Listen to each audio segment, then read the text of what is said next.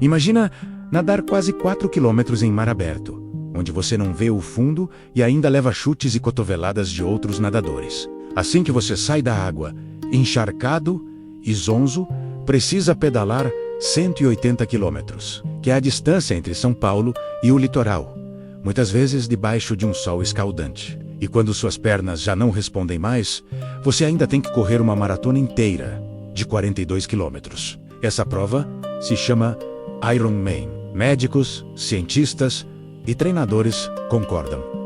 Isso é o limite do corpo humano. Agora, imagine encarar esse limite tendo nascido com hipotonia muscular, problemas cardíacos e equilíbrio comprometido. Para Chris Nikic, o Ironman não era apenas uma prova difícil, era, tecnicamente, um suicídio físico. Sua história redefine o impossível e vai te fazer questionar cada desculpa que você já deu para si mesmo.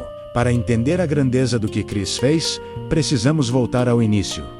Ele nasceu com 2 buracos no coração. Com apenas 5 meses de idade, teve o peito aberto para uma cirurgia de risco, com baixas chances de sobrevivência. A infância dele foi silenciosa e difícil. Por causa da hipotonia, um tônus muscular muito fraco comum na síndrome de Down, ele só conseguiu andar aos 4 anos. Ele não podia comer alimentos sólidos até os 5, porque engasgava constantemente. Aos 16, passou por 4 grandes cirurgias nos ouvidos, só para tentar ouvir melhor. Mas a dor maior não era física, era a exclusão social. Chris via as outras crianças correndo e brincando, e ele sabia que era diferente. Ele via a irmã mais velha indo para festas, saindo com amigos, indo para a faculdade, enquanto ele ficava no sofá. Isso o levou a um estilo de vida sedentário. Ele ganhou muito peso, o que é extremamente perigoso para alguém com suas condições cardíacas. Os especialistas diziam ao pai dele: Nick, não espere muito, apenas o mantenha confortável. Mas Nick decidiu ignorar cada um deles. Ele tinha uma regra: nunca diga ao Chris o que ele não pode fazer. O ponto de virada aconteceu em 2019. Chris estava completamente fora de forma, e seu pai, preocupado, sugeriu um desafio. Não Ironman, claro, mas algo ridiculamente simples: fazer uma única flexão. Foi aí que eles criaram o Mural dos Sonhos. E o que Chris escreveu naquele mural muda tudo. Ele não queria uma medalha. Ele escreveu o que aquela medalha representava: ter sua própria casa, ter seu próprio carro e, como ele mesmo dizia, casar com uma loira bonita. O Ironman era apenas o caminho para provar ao mundo, e a si mesmo, que ele podia ser independente. Para chegar lá, eles criaram uma filosofia poderosa: a matemática do 1%. É genial de tão simples. Se você faz uma flexão hoje, amanhã faz 2. Se você corre 100 metros hoje, amanhã corre 101. Chris não focou no topo da montanha, ele focou apenas no próximo passo. Essa estratégia removeu o medo paralisante do desafio gigantesco. Cada dia era apenas 1% melhor que o anterior. O impossível se tornou uma série de pequenos passos possíveis. Então, o treinamento começou. E foi brutal. O maior terror de Chris era bicicleta. Pessoas com síndrome de Down frequentemente têm problemas de equilíbrio e um tempo de reação mais lento. E ele precisava aprender a usar sapatilhas que se prendem ao pedal. Se ele parasse e esquecesse de desprender o pé, ele caía. E ele caiu. Dezenas, talvez centenas de vezes. Joelhos esfolados, cotovelos sangrando.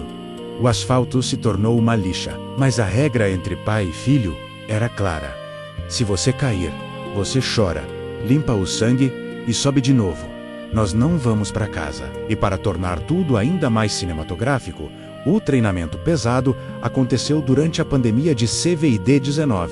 Enquanto o mundo parava, preso no sofá e na incerteza, Chris treinava 6 horas por dia, no quintal de casa e em ruas vazias. Ele se transformou numa máquina de disciplina, construindo uma força que ninguém acreditava ser possível. Finalmente, chegou o dia da prova, 7 de novembro de 2020, em Panama City Beach, na Flórida.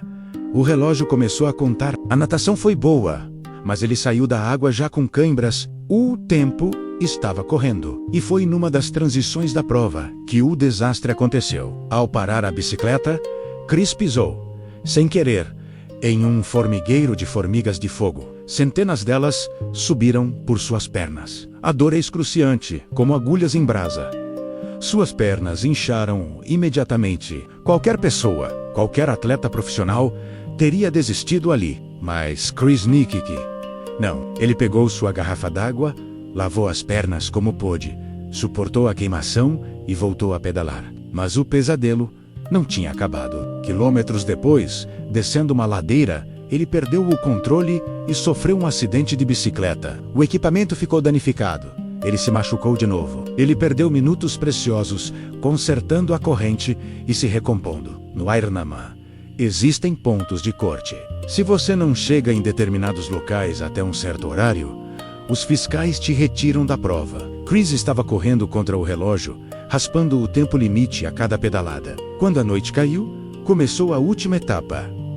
A maratona a pé. Chris estava exausto, com dor, quase delirando. Seu guia, Dan Grebe, precisou usar psicologia pura. Ele não dizia, faltam 20 quilômetros. Ele dizia, vamos correr só até aquele poste ali, e depois até a próxima árvore. E assim, passo a passo, eles avançaram na escuridão. Com mais de 16 horas de prova nas costas, o corpo de Chris estava em colapso total. Mas em sua mente, ele se lembrou do mural dos sonhos. A casa, o carro, a independência. Ele não estava correndo uma maratona. Ele estava correndo em direção à sua nova vida. E então, ele cruzou a linha de chegada. O tempo oficial: 16 horas, 46 minutos e 9 segundos. O limite da prova era de 17 horas. Ele venceu por uma margem de apenas 14 minutos. Naquele momento, Chris Nikic se tornou a primeira pessoa com síndrome de Down a completar um Ironman. Ele entrou para o Guinness Book, o livro dos recordes. Hoje, Chris já correu a maratona de Boston e a de Nova York. Ele se tornou um palestrante motivacional, inspirando milhões de pessoas.